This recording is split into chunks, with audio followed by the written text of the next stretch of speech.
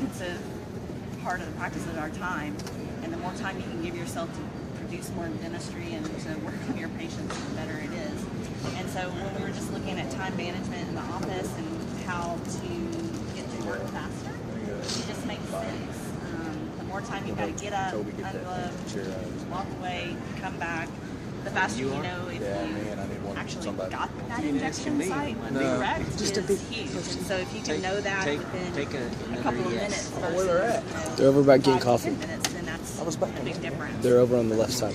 So just outside the this is our technique, and I'm just going to show you how we do it. Derek's known me for a long time, so this is the first time I've actually gotten to work on Derek. But any additional pain? Any additional things that we can do, we'll do. That's going to cost. Go ahead. A lot of times, our sequence of events is we still use topical, and we still let that apply and do its job. But what we found is that no matter if it's an upper infiltration or a lower mandibular block, the comfort of the patient themselves is actually extremely better. I mean, I can't even explain it. And what I've been told is that it's the actual chemical makeup of the bicarbonate aspect of the Onset that actually takes the steam away.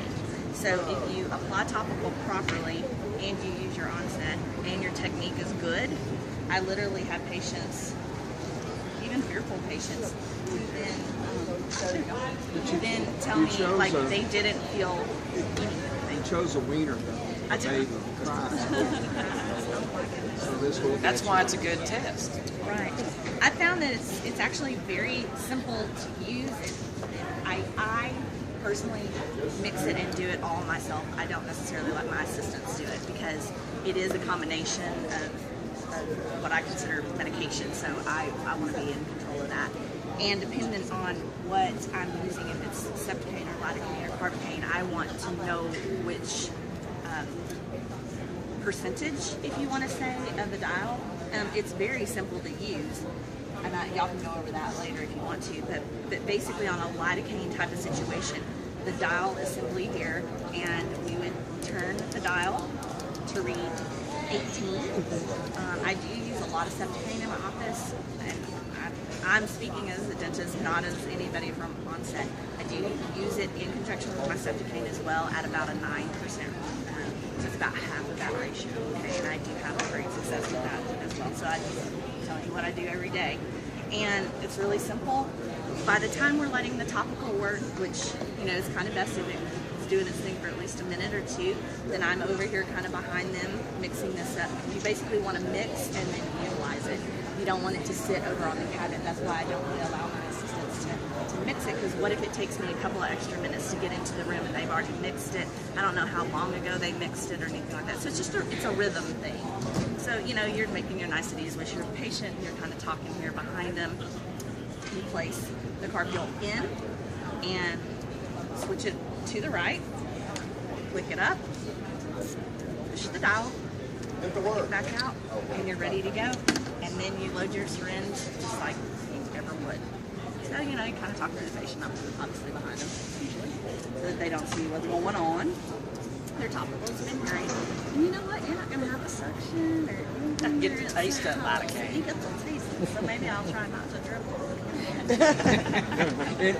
Before you do this, he's not going to be walking around drooling all day, is he? He is. Okay, great. Unless somebody wants to be nice and run over to the Auraverse and get an Auraverse real quick, and then we'll reverse it and it can be done in 45 minutes.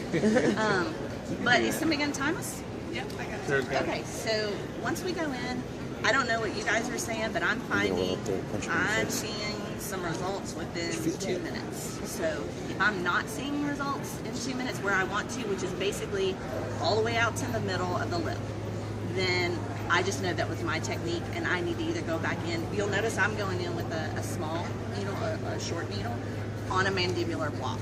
And I start that way on most people because it's more comfortable for them. It's a smaller gauge.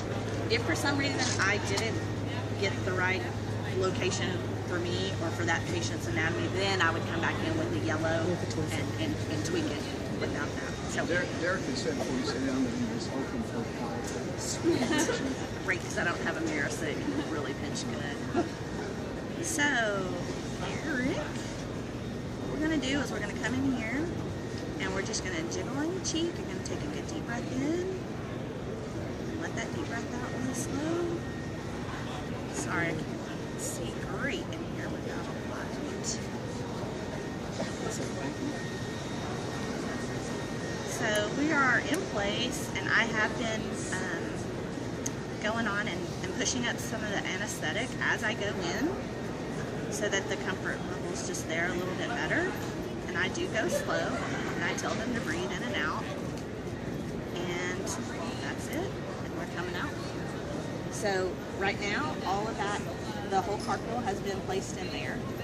And if you, yeah, I was going to say I wouldn't have necessarily started counting until after I came out, because that's when the whole cartwheel was in there. And I did not do a buckle, because if you go in and do a buckle first, right off the bat, I am looking for true anesthesia of the mandible, okay? If you go in and do the buckle right then, do y'all know what I mean by that? Yeah. Okay. Then you could make the lip numb and not actually know if your mandibular block worked.